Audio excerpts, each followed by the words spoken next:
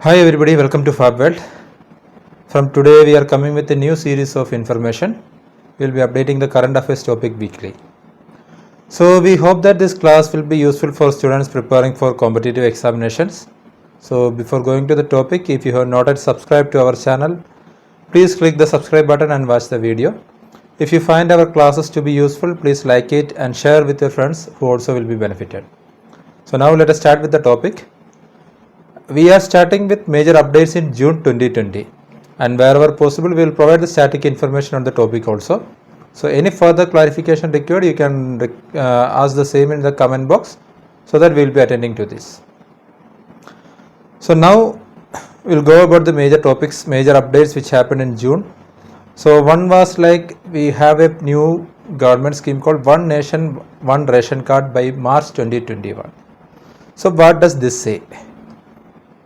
One Nation One Ration Card says that any person can use the same ration card across the various fair price shops in the country. The only condition that is this ration card should be Aadhaar linked. So if it is such a case, if you have a ration card in any one of the area and you are shifting to some other places, you can use the same card without making need to change any other things.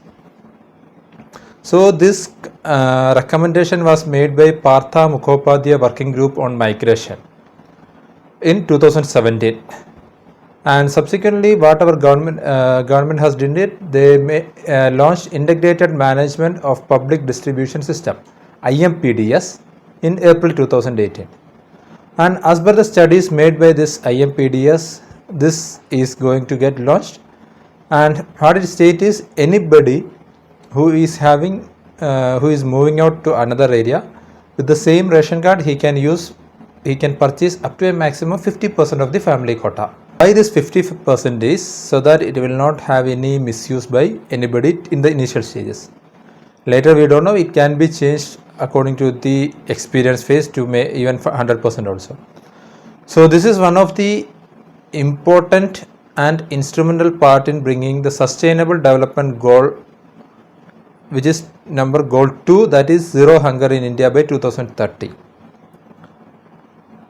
So that is about One Nation One Ration Card. So further details, if you want anything, you can ask us. Next thing is regarding the Indo-Chinese war. So everybody knows that the issue is a very hot topic since so many months this Indo-Chinese issue is going on. So we will not go into the end result or what is the status, that we will not tell. We will tell about why this Indo-Chinese border dispute has happened. So what is the dispute and why it is happened, that the point which we will be covering. So the point is like in between India and China, there is something called Line of Actual Control or LAC. So now we says that in between India and China, there is no mutually agreed and clearly demarcated LAC in many parts of the border. So this LAC that separates the Indian controlled territory from the Chinese controlled territory, as per India's consideration, it is around 3,480 km long, but whereas Chinese consider it as only 2,000 km long. So there is a dispute happening in between.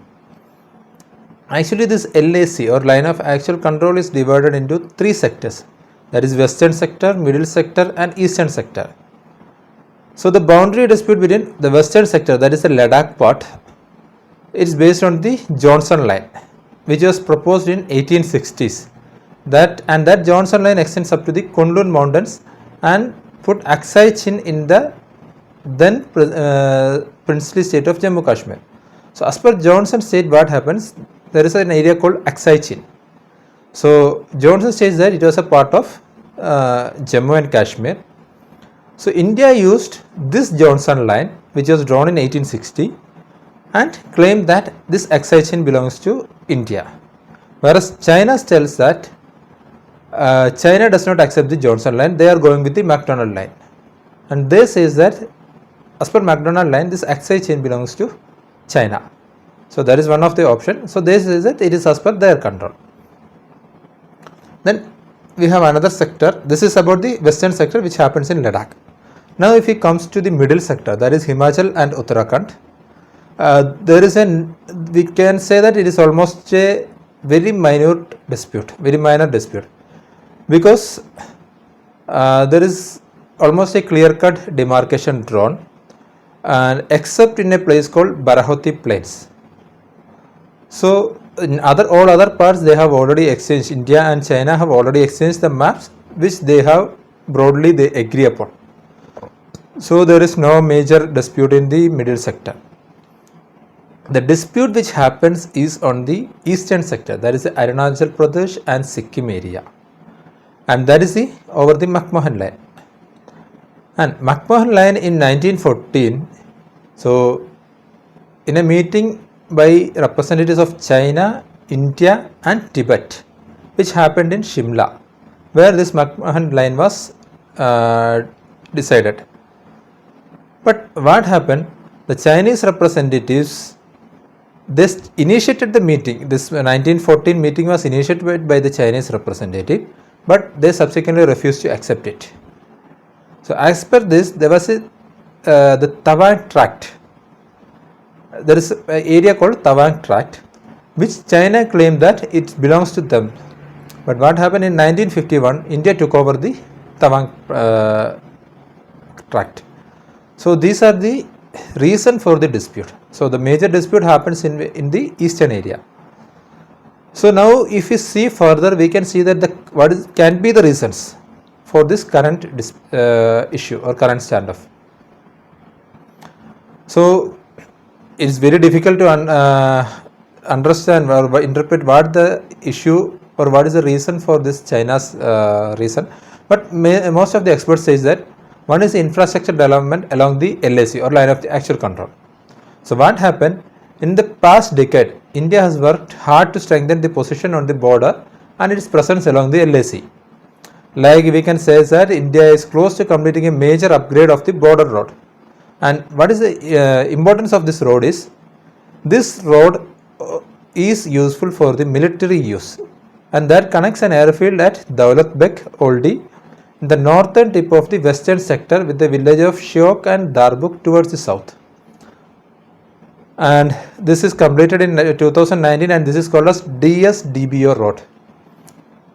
And this facilitates the movement of Indian forces across the border, and this reduces the travel time almost by 40%. So which helps the Indian army, which is not liked by the Chinese. Then also the Indian army is expecting, or India is expecting, a network of feeder roads to the LAC by 2022 will be completed. So construction of this feeder road connecting the LAC near the Galwan river with the DSDBO road is another critical trigger for China.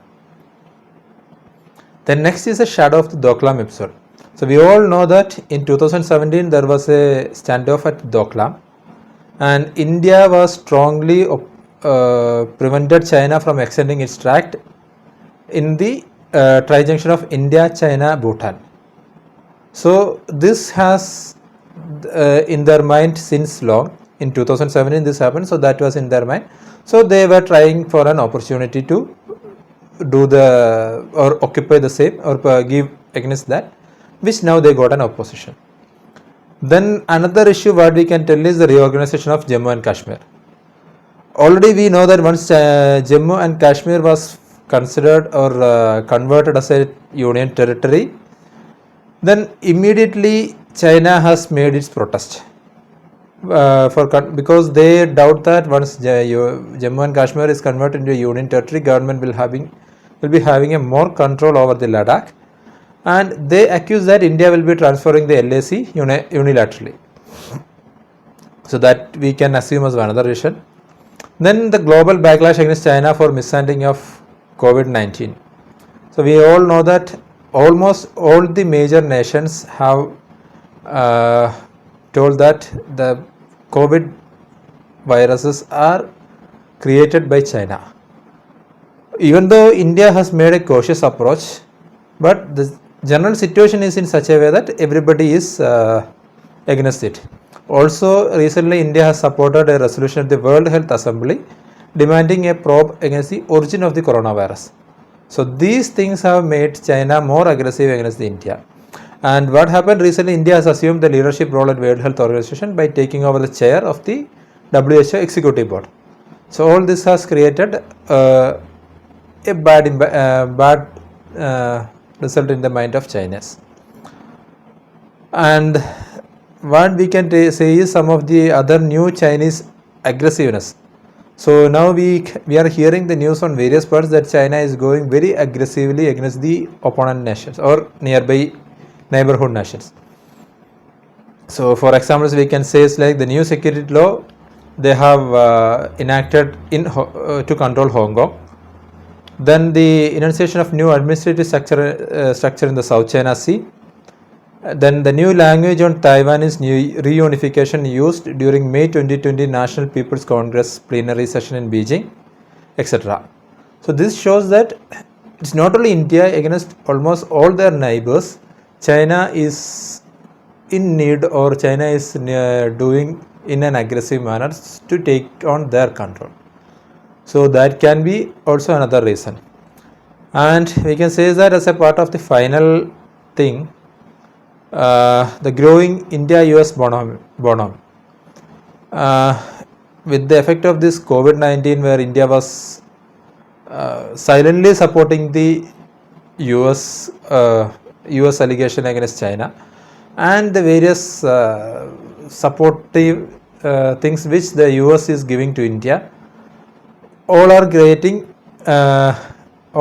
some problem in the Chinese mind, because China is already in the trade war. We know about the Huawei and all those issues.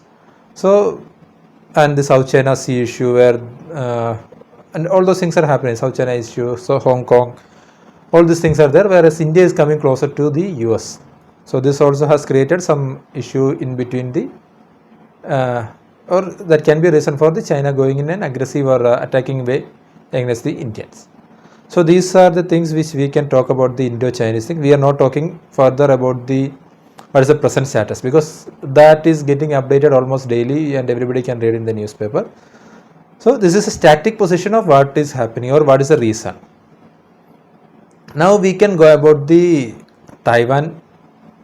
There is some new bilateral things happening between the Taiwan and India. In between, one of the Congress committee meeting happened in Taiwan, or their ministry meeting happened in Taiwan. Two of the India's MPs have attended it virtually during the COVID-19 time. So there is some new relationship, bilateral relationships, which is starting. So when we are telling about the new bilateral relationship, what has happened, because Taiwan is considered as an old country, it is not a new country, but why we are telling as a new country? So for that, we are not going into the deep things of what is Taiwan and everything. We can tell about there is one thing called One China policy, Taiwan and One China policy. So what Taiwan says is, it's a part of China. Taiwan is considered as a part of China, even though officially it is called as Republic of China. It is not People's Republic of China. Taiwan is called as the Republic of China, or ROC, and it was formed in 1949. So what happened in 1949, I think everybody will be knowing it. Chinese Communist Party armies defeated the national forces or Kuomintang Party and established the PRC, People Republic of China, that is the actual China. So these nationalist forces of Chinese Communist Party, they fled to Taiwan, which resulted in the separation of Taiwan from China in 1914 and formation of the ROC, or Republic of China, which is the Taiwan. And both sides said they represented all of China. So that time itself they were telling Taiwan is a part of China.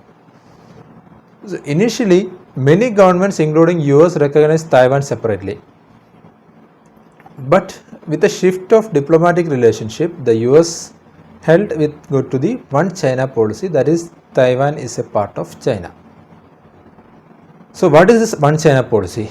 One China policy is that any country wishing to establish diplomatic relationship with China must acknowledge there is only one China and sever all formal ties with Taiwan. So even though it is told as Taiwan, Republic of China and PRC, ROC and PRC both are different, but any country which wants to have a bilateral tie-up with or diplomatic tie with China, they should consider that Taiwan is a part of the PRC only. And they should stop, the second part is the biggest one, they should stop all the relationship with Taiwan, because they tell that if you are having any relation with China, that means you are already having a relationship with Taiwan, so there should not be any separate policy for Taiwan. And Taiwan is not a member of the United Nations and WHO, as China says that they are representing it. But it is a member of the WTO, World Trade Organization, and the name what is mentioned is Chinese Taipei or Taiwan. And we know that out of the 193 members in UN, 179 member countries does not have any diplomatic ties with Taiwan. So that itself shows that 179 countries are having no diplomatic relationship with Taiwan, but they consider Taiwan as a part of China. Even India does not have any diplomatic relationship with Taiwan, except we can say the recent development where it was also only 2 MPs which attended the meeting virtually. So that is about the one China policy. Now with one more neighbor we are having a territorial dispute, and that is with one of our closest neighbor whom we were considered to be having a good relationship, and that is Nepal.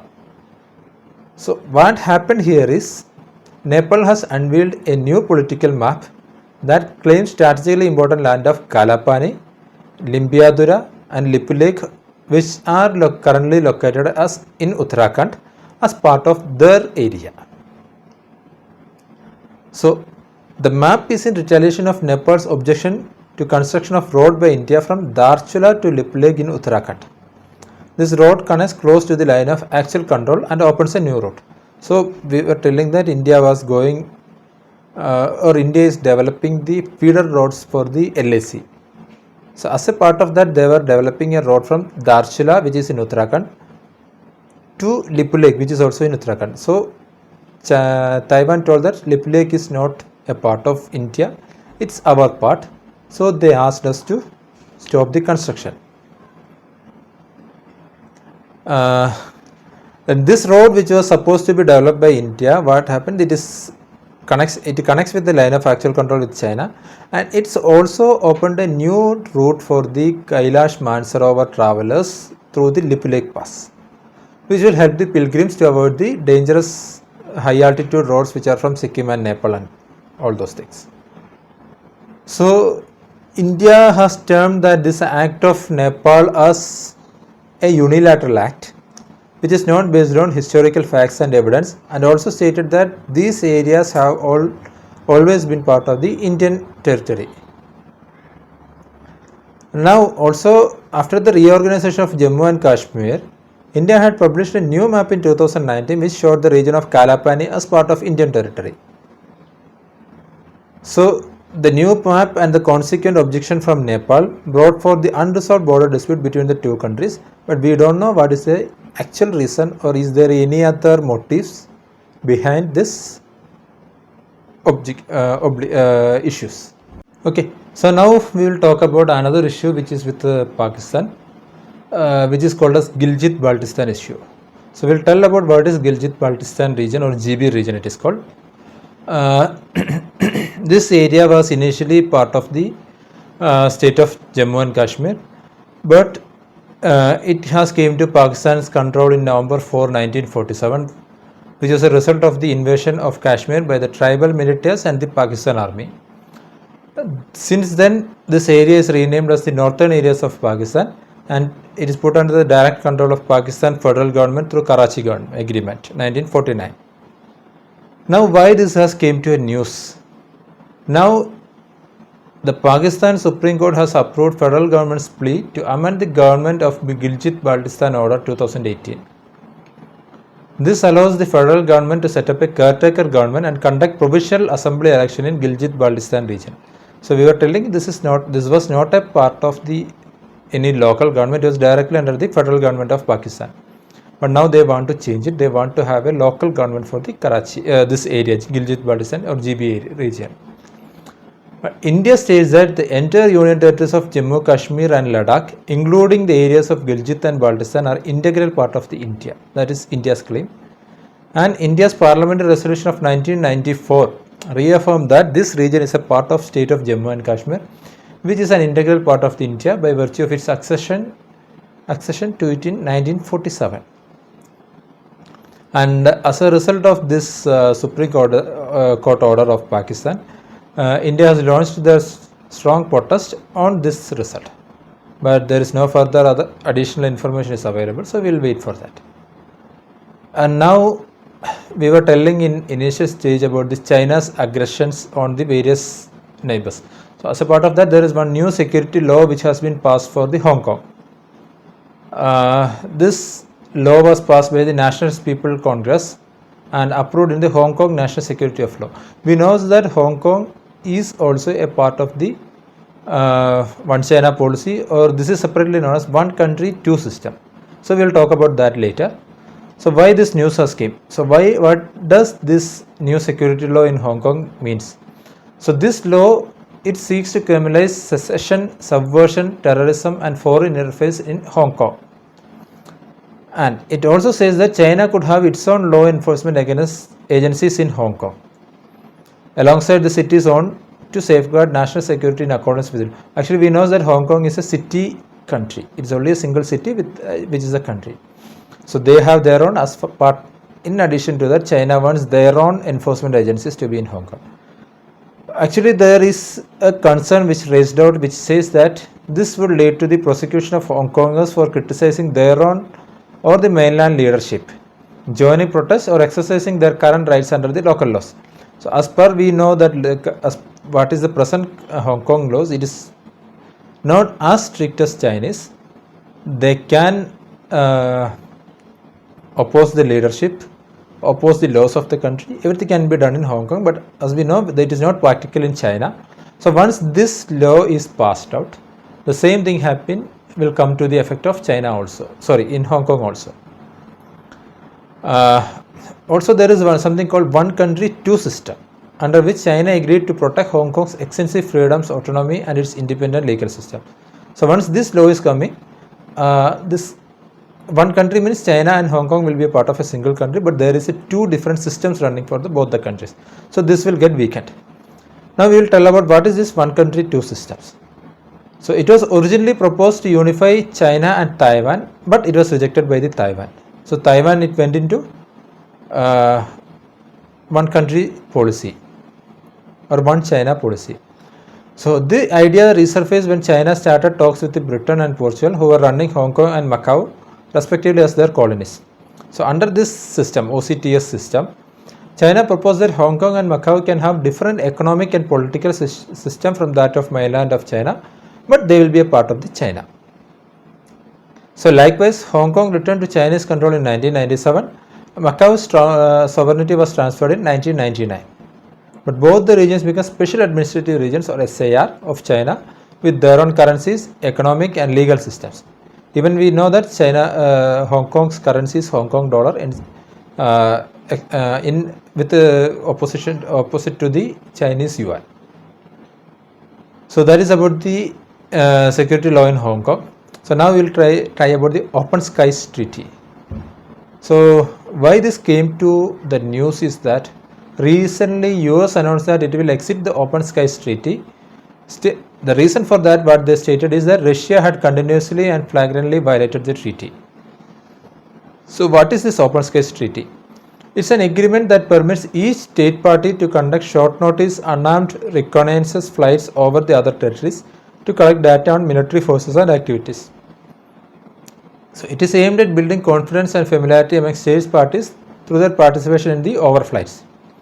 It was signed in 1992 and came into effect in 2002. So currently there are 34 states are part to the treaty, while the 35th Kyrgyzstan has signed out but not ratified it. A majority of the members are mainly from Northern American and European nations like USA, UK, Russia, Turkey, etc. Then India, China, etc. are not members to the treaty. Though these state parties are allowed to overfly all of the members' territory, the treaty determines specific points of entry and exit and refueling airfields. So you cannot fly anywhere in the country. And this Open Sky Consultative Commission is responsible for the OSC or Open Skies Treaty. Open Skies Consultative Commission or OSCC. There the member representatives are from all these 34 states. So these are coming to this all were relation with the international and India and its international borders. Now we comes about to the recent announcement by the finance minister about the Atmanirbhar, wherein a COVID package, a similar stimulus package was introduced. So we will not go deep into the Atmanirbhar Bharat, but there was something called import substitution, which is a aim of the country. So like a part of Make in India. So we will talk about why this Atmanirbhar and import substitution is different. So import substitution that relied extensively on imposing high import tariffs and discouraging foreign trade, whereas the Atmanirbhar focus on reforms and improving ease of doing business, including for foreign firms in the country. So this becomes an exact part of the Make in India, because even the foreign countries can come to India and they can make their products here. So what our government will do is they will make the business can be to be done in a more easier way. But import substitution is by the way of higher tariffs. So the import substitution model advocates a centralized top-down model, whereas Atmanirbhar emphasizes on freeing Indian entrepreneurship and innovation from bureaucratic hurdles. But we know that this package was highly criticized, and what are the reasons we can tell of.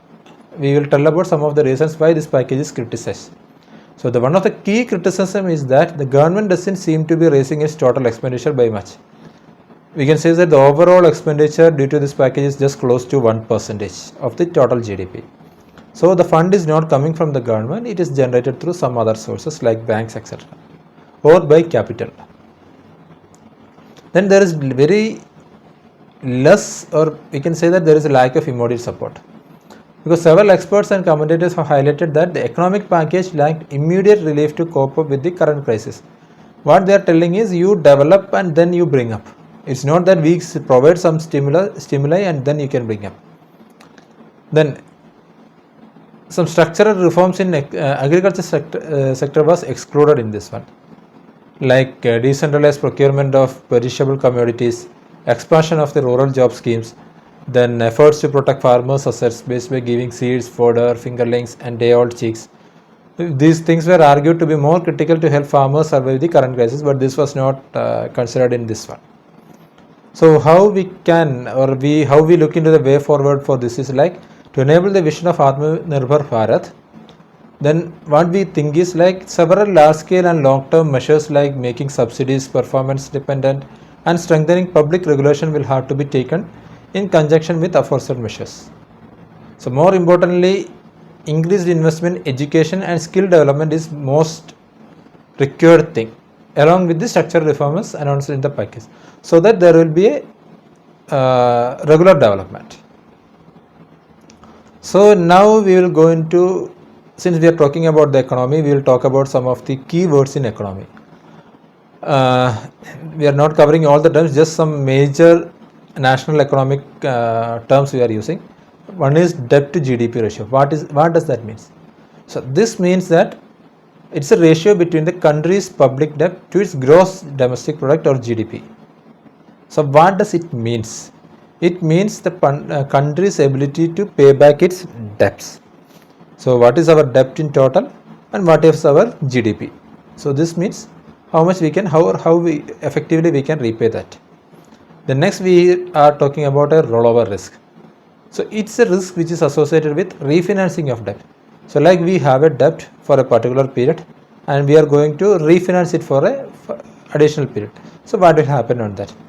So there are risks and normal risks which are associated is like interest charge for the new loan can be a higher one because of the shorter period and all, and the greater the borrower's rollover risk, all those things are there. So that is rollover risk. Then currency or foreign exchange risk. So it is one of the simplest word because it is something which is related with the vulnerability of the debt portfolio to the depreciation in the value of domestic currency or the domestic currency denomination of external loans and the government's ability to repay the debt.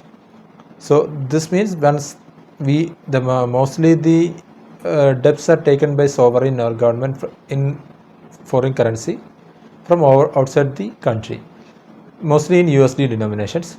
So once the fluctuation of the USD to the domestic currency is affected, the risk which is associated with that is called as currency or foreign exchange risk. Then interest payment to revenue receipt. So it is a total ratio of total interest which is to be paid towards the debt and the revenue receipts of the government. Then another one is floating rate bonds. So these are the securities which are issued at various coupon rates. That is floating rate. The rate is floating. Then the gross fiscal deficit or GFT.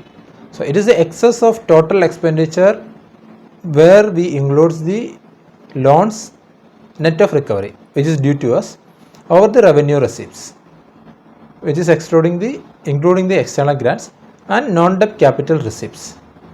So that is called the gross fiscal deficit, where it is the fiscal deficit only we are telling, not about the revenue deficit.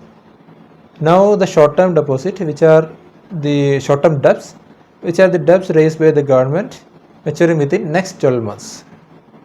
So the major things are like 14 days intermediate treasury bill, regular treasury bill, dated securities which are maturing within 1 year, and external debt with remaining maturity of less than 1 year. So all these things comes under short-term debt. Then we have treasury bills, which are discounted instruments which help the government in managing the short-term cash flow mismatch. So normally this is issued by central government and the period is like 91 days, 182 days and 364 days. So this is just for the purpose of funding the mismatch in cash flow. And then we have a 14-day treasury intermediary treasury bill or ITBs. So these are non-marketable instruments which are issued by the state government. And the purpose of this is to deploy their short-term surplus cash at fixed interest rate. So these are some of the key updates which happened during the June. So next week we will further come up with more updates. So if you have liked our video, please like it. Then don't forget to subscribe and share with your friends who will be benefited from our classes. And if you have any suggestions, please provide it in the comment box, which will be taken with the true spirits. If you dislike also, you can provide the dislike button. If you can click on the dislike button, no issues in with that one. So thank you very much. We'll see you in the next week. Bye.